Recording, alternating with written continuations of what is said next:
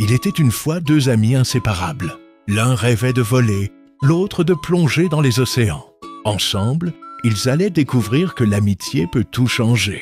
Prépare-toi pour une aventure pleine de rires, de secrets et de belles leçons de vie. Si tu aimes les belles histoires d'amitié comme celle-ci, abonne-toi vite à la chaîne pour ne rien rater. Et surtout, regarde bien jusqu'à la fin. Une surprise t'attend peut-être. Et si tu veux faire plaisir à un copain, partage-lui cette vidéo. Dans un petit village d'Afrique, un endroit baigné de soleil et de vent chaud, deux enfants inséparables, Tima et Moussa. Ils étaient nés à quelques jours d'intervalle, dans des cases voisines. Depuis leurs premiers pas, ils marchaient ensemble. Ils jouaient ensemble, mangeaient ensemble, rêvaient ensemble. Tout le village savait que là où l'un allait, l'autre suivait. Tima était vive et pleine d'énergie. Elle courait pieds nus sur les chemins de sable, les cheveux toujours décoiffés, le sourire accroché aux lèvres comme un collier de perles. Moussa, lui, était plus calme. Il aimait dessiner dans la poussière, observer les fourmis et écouter les histoires des anciens sous le baobab du village. Mais dès que Tima disait « Viens », Moussa la suivait sans poser de questions. Leur amitié était simple, évidente, comme l'eau et le feu qui savent s'éviter sans jamais se séparer. Un matin, alors que la saison sèche s'installait doucement, le chef du village annonça un événement très attendu. Le concours des enfants allait bientôt avoir lieu. Chaque année, tous les jeunes devaient inventer une idée pour améliorer la vie du village. Ils devaient construire, créer, proposer, ensemble. Cette fois encore, les enfants devaient se présenter en binôme. Tima sauta de joie. « Moussa, on le fait ensemble, hein, comme d'habitude !» Mais Moussa regarda ailleurs, un peu gêné. « Mais je voulais peut-être essayer de travailler avec Samba cette fois, juste pour changer un peu. » Tima sentit quelque chose de froid lui glisser dans le...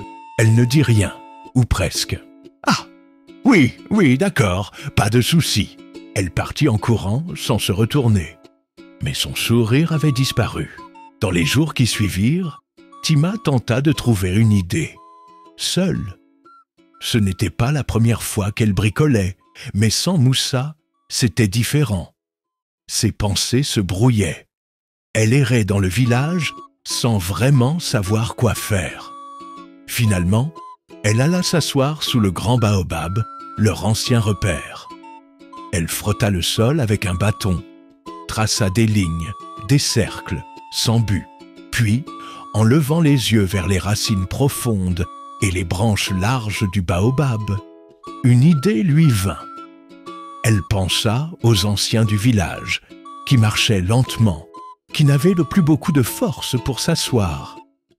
Et elle pensa à cet arbre, toujours là, toujours généreux. Elle sourit. C'était ça, son idée.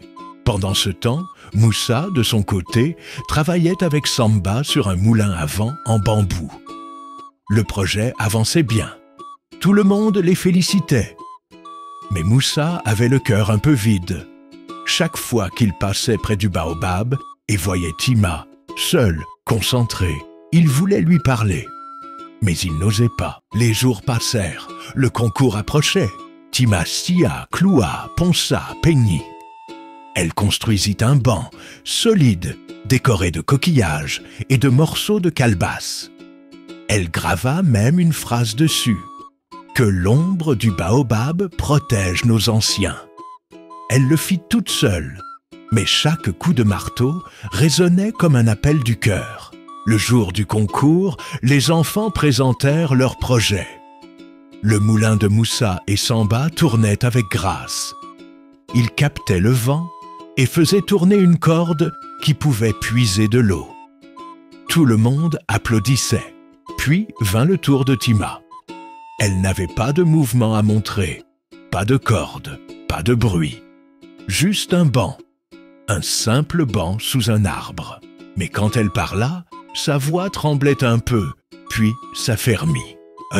Ce banc est pour nos anciens, ceux qui ont planté, construit, enseigné, ceux qui, aujourd'hui, regardent le village grandir mais n'ont plus la force de s'asseoir sans douleur. Ce banc, c'est pour qu'ils se reposent à l'ombre du baobab et qu'ils sachent qu'on ne les oublie pas. Un silence tomba. Puis, une vieille femme s'approcha lentement, posa sa canne et s'assit. Elle ferma les yeux un instant, respira l'air chaud et dit « Ce n'est pas juste du bois, c'est du respect, c'est du cœur. » Les anciens du village se concertèrent et pour la première fois, ils décidèrent de ne pas choisir un gagnant. Les deux projets étaient aussi utiles, aussi beaux, chacun à sa manière. Mais ce jour-là, le plus grand prix ne fut pas une récompense officielle. Ce fut le moment où Moussa s'approcha enfin de Tima, les yeux humides. « Je suis désolé, dit-il. Je croyais que changer allait m'apprendre quelque chose. Mais j'ai juste compris que je n'étais pas entier sans toi. » Tima ne répondit pas tout de suite. Puis elle posa sa main sur la sienne. « Moi aussi, mais je ne t'en veux pas. Tu as appris. Moi aussi. » Ils se sourirent. Et pour la première fois depuis longtemps, leur rire résonna ensemble sous les branches du grand baobab.